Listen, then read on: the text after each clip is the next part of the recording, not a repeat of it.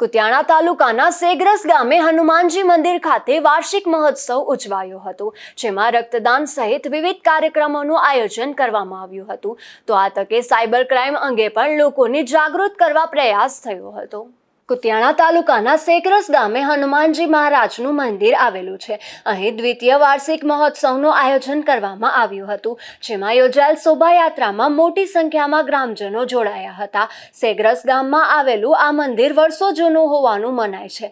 અહીં 3 દિવસના આયોજનમાં વિવિધ કાર્યક્રમો રાખવામાં આવ્યા હતા, જેમાં સાંસ્કૃતિક કાર્યક્રમ અને કાનગોપીના રાસ સહિતનું આયોજન કર્યું હતું।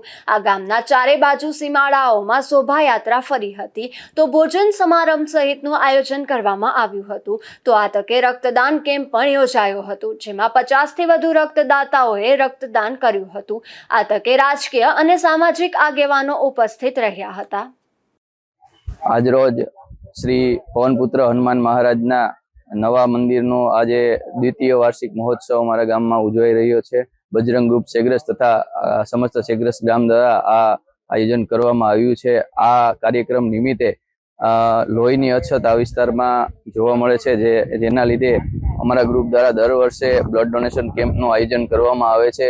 ગામ લોકો ગામના ભાઈઓ બહેનો મોટી સંખ્યામાં બ્લડ ડોનેશન કરી રહ્યા છે। સાંજના આ કાર્યક્રમ નિમિત્તે લોક ડાયરો, સંતવાણી તથા મહાપ્રસાદનું પણ આયોજન કરવામાં આવ્યું છે।